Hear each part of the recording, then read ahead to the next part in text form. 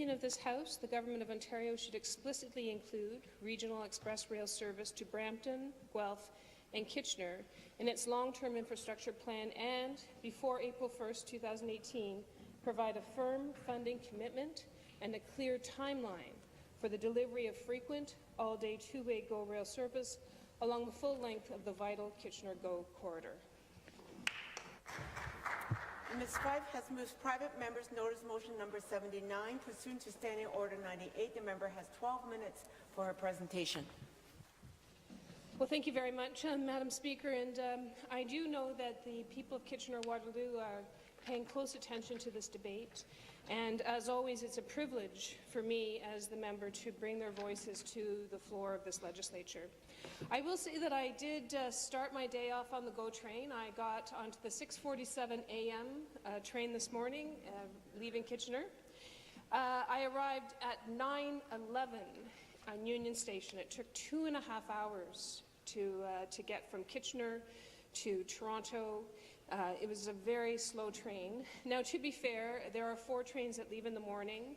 3 of them are slow, and 1 of them is less slow. And I'm really hopeful that this debate today, though, will be able to, I hope, get a firm funding and a firm timeline so that we can start to focus on getting those trains to be truly regional express trains. I do say that there is a reason why we are here, and this is a reason why I brought this motion to the floor of the legislature, and that is we've had a lot of promises on two-way all-day GO, and most of us have been here for that entire time. Just to go back, in early 2014, Premier Wynne admitted that there were no specific dates for all-day two-way GO to Kitchener-Waterloo. Around that time, there was a general promise to get 4 new GO trains between Waterloo Region and Toronto. But in May 2014, then Minister of Transportation Glenn Murray promised that all-day two-way GO would be a reality in 5 years. This was the 2019 timeline, and I'm sure that you'll remember that. It got a lot of press coverage, a lot of excitement was generated in our region because it's such a vital service. However, that did not materialize. The timeline, but this is what he said at the time. He says, we're going to be moving very quickly within the next 2 to 3 years after that to take the diesels off, replace them with electric trains, these 3 to 6 unit trains, and we'll be running service to Kitchener-Waterloo and to the other communities along the line every 15 minutes all day. Those are our immediate priorities, and we're going to get those done in the first round within 2 years and the next round within 5. And according to Murray at the time, the expanded GO service, along with the investment in the region's LRT and proposed high-speed rail hub, were already budgeted for. Now, Madam Speaker, I don't need to tell you that this is not the reality for us in Kitchener-Waterloo today. In April 2015, there was a backtrack from Minister Murray's promise and saying that the GO train from Toronto to Kitchener won't arrive until 2025.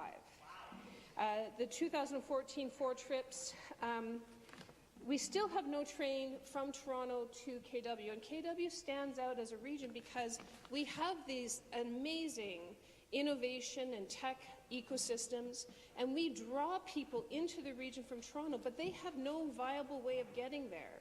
We actually have companies who actually essentially ship people through bus bus from Toronto into the region.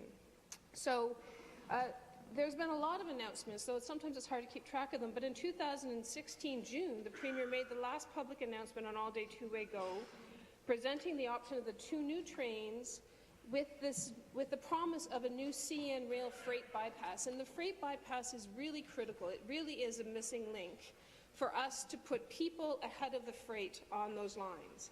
You'll see, if you follow the GO trains as I do, that often people are delayed 15-20 minutes in a holding pattern as a freight train will go by. So we have, we're in a bit of a holding pattern, and when I saw the infrastructure, the long-term infrastructure plan be released almost 2 weeks ago now, I have to say I was a little surprised to see that there was no firm commitment to regional express rail. In fact, the document, the infrastructure plan that the minister released, it seems to actually show a sharp decrease in transit infrastructure spending as the first phase of Regional Express Rail winds up.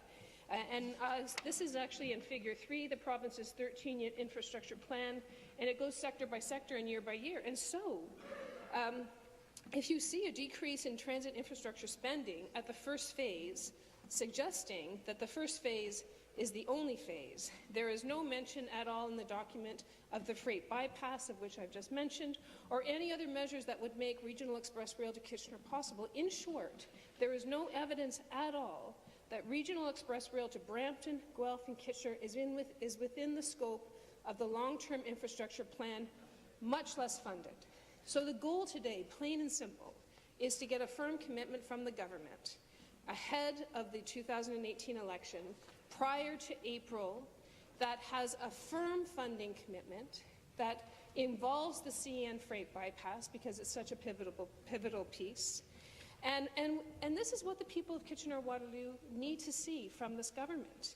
And I will tell you that we have seen plans change from this government over the course of the last few years, over the last of the decade, and we have seen plans change, and we want to see follow through on Regional Express Rail. Quite honestly, we don't think that this is too much to ask for. If it's not in the long-term infrastructure plan, it's not in the plan, and we want to see it in the plan. That is the very clear message that I'm bringing to the government here today. Now, I can give you such good rationale, really. I can tell you about the economy. I can tell you about the cost savings. I can tell you about the quality of life. But I'm going to focus on a little bit because this is what I've heard mostly from the constituents in my region, is that the congestion and the state of affairs on Highway 401 is untenable. And we've actually seen there's no rush hour anytime. Now it's all a rush hour. Like, I drive in at 4 o'clock in the morning, and it is busy. It's busy at 3:30, it's busy at 4:30, it's busy 5:30, 6:30, 7:30, and in fact the 401 between Waterloo and Toronto in the last 2 weeks, in the last 2 months, because of collisions, have been closed. Like, the highway is shut down. Everything comes to a full stop. And that, of course, affects productivity, affects quality of life. And between January and October of this year, the OPP has responded to more than 5,000 transport truck-related collisions. 67 lives were lost in the 56 collisions, Madam Speaker. So there's a moral imperative for us to remove the number of cars off the 401, to give people a viable, workable, affordable option of public transit. And I will tell you that after riding the GO train this morning, it's almost $18 one way. You pay public transit to get to the train station. You pay public transit to get here from Union Station up to Queen's Park. In total, it's about $28 one way, Madam Speaker. So we are going to have to address the affordability of public transit because it has to work for people. If it's not working for the people that we serve, they're not going to get on it. And I can tell you, I kept track, because clearly I need to get a life or something, but I was on the train this morning, and honestly, until I got to Malton, where that was the vast majority of people were getting on the train. In Guelph, there was only 30 people that got on. Now, I will tell you that it was delayed 23 minutes from the get-go. Like, I was on that 6:47 train, but they told us immediately that it would be delayed 23 minutes. And that is not a good way to start your commute, Madam Speaker. I can tell you that much. I want to address the economics, because Waterloo Region has just this unbelievable potential to truly compete as the Canadian Silicon Valley of the North, if you will. I mean, we have such talent, we have such potential to generate jobs. In fact, the Toronto-Waterloo Region corridor is home right now to 12,800 tech companies, 250,000 tech workers, 2,800 tech startups. With the realization of all-day two-way GO, like, that really works, not like what I experienced this morning. If a system actually worked, it would generate 37,600 jobs in the first 10 years of all-day two-way go. That's a huge amount of jobs. It would generate $838 million in personal income tax annually. Then on the flip side, the potential benefit-cost ratio of all-day two-way go is up to $124 million in time savings. What is your time worth? What is your time worth to your business, to your family, to your health? Up to $18 million in average accident cost savings. It would save up to $128 million in auto operating savings, up to $2.5 million in CO2 emission reductions.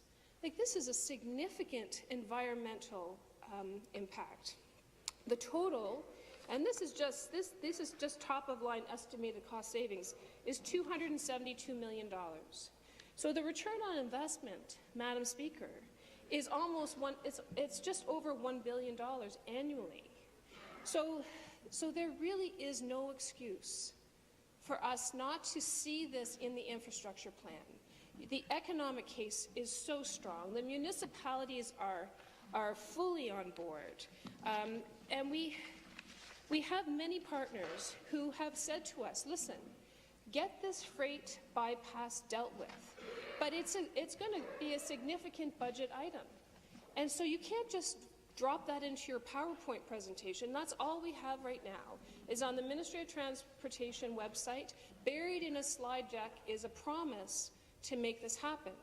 And given the history and the context of this government walking back these promises, you can understand why we have some trust issues as to why we have not seen an efficient regional express train service to Waterloo Region. So what I will say to you today is that this is a matter of confidence. There are companies that are looking to invest in Waterloo Region, but they need to see a firm commitment from this government, and they need to see it budgeted for, and they need to see timelines.